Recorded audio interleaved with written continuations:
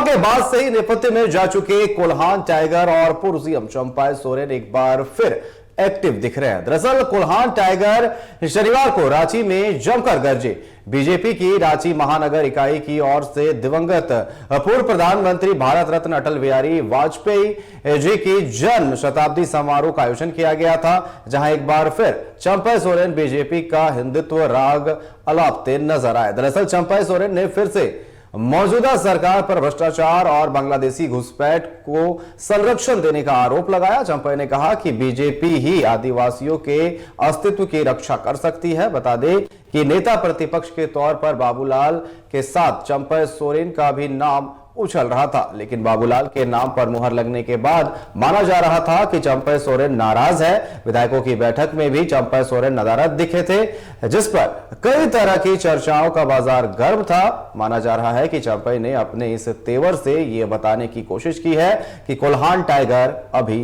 जिंदा है।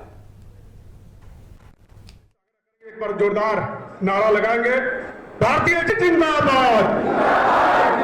आने वाला दिन ऐसा भ्रष्टाचार, नोटों का पहाड़ दिखाने वाले ये सत्ता नहीं रहेगा झारखंड में। तो एक दिन देश के अंदर में और इस प्रदेश में भी भारतीय जनता पार्टी का ही एक दिन आने वाला नेतृत्व का दिन है। हमको बोलने का मिलेगा तो भारतीय जनता पार्टी का ही बीच से बोल सकूंगा और आदिवासी अस्तित्व को बचा सकता हूं। भारतीय जनता पार्टी को चुन ले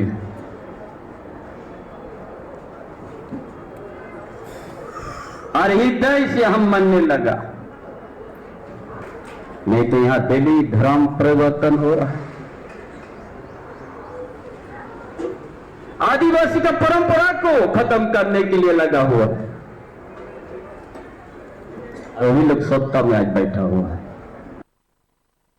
तो पूर्व सीएम चंपाई सोरेन को लेकर के कई अटकलें चल रही थी कि बाबूलाल मरांडी को नेता प्रतिपक्ष बनाए जाने से शायद वो नाराज चल रहे हैं, लेकिन जिस तरीके से आज वो राजधानी में गरजे और राज्य सरकार पर निशाना साधा, इससे यह साफ हो गया है कि टाइगर अभी जिंदा है।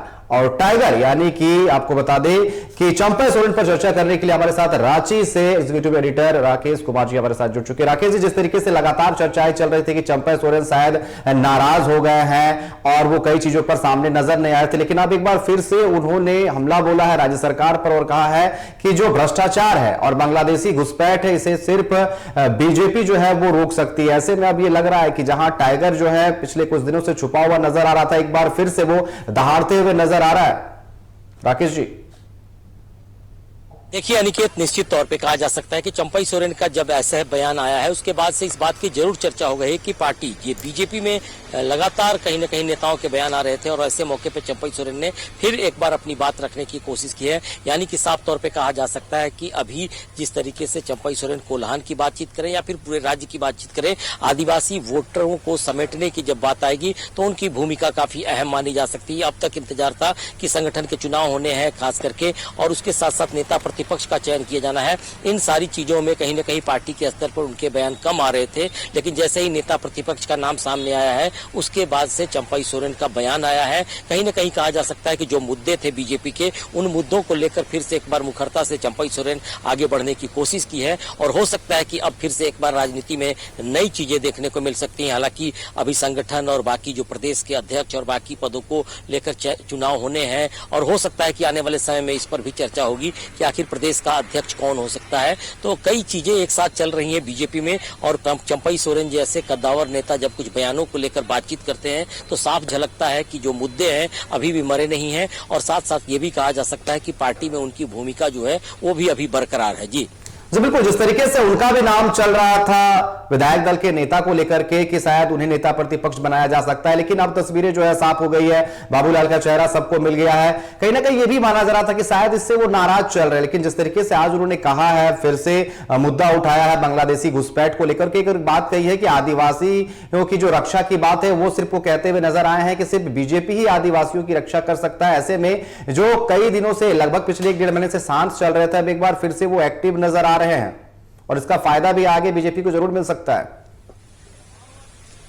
देखिए अनिकेत, बड़ा सवाल होगा खास करके चंपई सोरेन के बारे में। इस तरह की जब बात आती है तो निश्चित तौर पे कहा जा सकता है कि आदिवासियों के हक और अधिकार की बात करते हैं। साथ साथ ये भी कहा जाता है कि जो मुद्दे हैं, खास करके बांग्लादेशी घुसपैठ का मुद्दा हो, जमीन को लेकर CNT SPT का मुद्दा हो, स्थानीय नीति, नियोजन नीति, बाकी मुद्दे जो जिस तरीके से आगे चलते आए हैं उसमें चंपई की भूमिका अहम मानी जा रही थी। और बीजेपी में जैसे ही उनकी ज्वाइनिंग हुई थी उस समय ये माना जा रहा था कि उनकी भूमिका इन सारे रूप में देखने को मिल सकती है। तो फिलहाल की बातचीत की जाए तो चंपई सोरेन सक्रियता के साथ फिर से आगे बढ़ रहे हैं। किस तरीके की आगे रणनीति होगी, किस तरीके से पार्टी की स्थिति बनेगी, आदिवासी वोट बैंक को कैसे समेटेगी बीजेपी, इन सारी चीजों पर मंथन चल रहा है। और चंपई सोरेन के बयान के बाद से लगता है कि आदिवासी वोट बैंक को लेकर निश्चित तौर पर चर्चा जब होगी तो वो प्रमुखता के साथ भी बातचीत करेंगे और अपनी भूमिका भी कहीं न कहीं सामने रखने लेकिन की कोशिश राकेश जी, एक बड़ा सवाल ये उठता है कि आखिर उनकी भूमिका बीजेपी में क्या होगी। नेता प्रतिपक्ष को लेकर के सवाल चल रहे थे कि आखिर उनका भी नाम सामने आया था, लेकिन अब चेहरा सामने आ गया है। प्रदेश अध्यक्ष को लेकर के जिस तरीके से चुनाव होने, ऐसे में लगातार चर्चाएं सामने आ रही कि पूर्व CM जो है रघुवर दास है, उन्हें बनाया जा सकता है। ऐसे में चंपई सोरेन की भूमिका क्या होगी, ये एक बड़ा सवाल उठ रहा है कि आखिर किस भूमिका में नजर आएंगे आगे। चंपई सोरेन, देखिए अनिकेत, चंपई सोरेन कदावर नेता माने जाते हैं। कोल्हान में उनकी भूमिका कोई पहले से ही जानी जाती है कि जिस तरीके से 14 सीटें हैं, 14 सीटों पर कहीं न कहीं उनकी धमक पहले देखी गई है। और आज की बातचीत की जाए तो फिर से एक बार आदिवासी वोट बैंक की बात आएगी तो निश्चित तौर पर कहा जा सकता है कि कोल्हान की बात जरूर आएगी। संथाल में भी कहीं न कहीं उनके फॉलोअर्स हैं, संथाल में भी कहीं न कहीं वो जाएंगे जब तो बातचीत जरूर करेंगे। तो चंपई सोरेन एक बड़े नेता माने जाते हैं, उनकी भूमिका पार्टी में काफी अहम हो सकती है। राकेश जी, जिस तरीके से कोल्हान की बात हम कर रहे हैं, चर्चा कर रहे हैं कि उनका अच्छा पकड़ है कोल्हान में, लेकिन विधानसभा चुनाव में जो नतीजे सामने आए थे ज्यादा असर देखने को नहीं मिला कोल्हान क्षेत्र की अगर हम बात करें तो।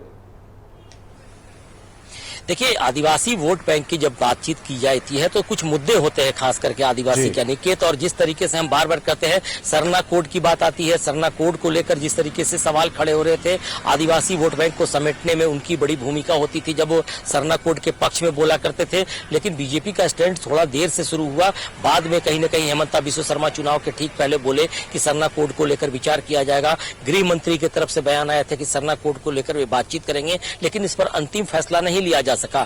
जेएमएम का जहां तक बात किया जाए, जेएमएम की तरफ से लगातार इस बारे में कोशिश की गई थी, विधानसभा का विशेष सत्र बुलाया गया था और उस दौरान सरना कोड को पारित करके केंद्र के पास भेजा गया है कि अगली जनगणना में उसे शामिल किया जाए और सरना कोड को लेकर एक कॉलम निर्धारित किया जाए। तो ये चुनाव में काफी असरदार हुआ। चंपई सोरेन अपने आप में एक कद्दावर नेता जरूर है, लेकिन जब मुद्दे की बात आती है, कुछ मामलों की बात आती है और आदिवासियों के हक और अधिकार की बात आती है तो निश्चित तौर पर कहा जा सकता है कि मुद्दे हावी हो जाते हैं और कहीं न कहीं नेता थोड़ा कमजोर पड़ जाते हैं। वही कुछ चंपई सोरेन के साथ देखने को मिला इस बार के चुनाव की बातचीत की जाए तो। जी राकेश जी, आपका बहुत बहुत धन्यवाद हमारे साथ जुड़ने के लिए और तमाम जानकारी देने के लिए और चर्चा करने के लिए। तो जिस तरीके से लगातार चंपई सोरेन शांत चल रहे थे, लेकिन अब जैसे ही नेता प्रतिपक्ष चुन लिया गया है, आज राजधानी रांची में वो गरजते हुए नजर आए और एक बार फिर राज्य सरकार को घेरते हुए नजर आए और ये कहते हुए नजर आए कि भ्रष्टाचार और बांग्लादेशी घुसपैठ से अगर कोई बचा सकता है इस राज्य को तो वो भाजपा है।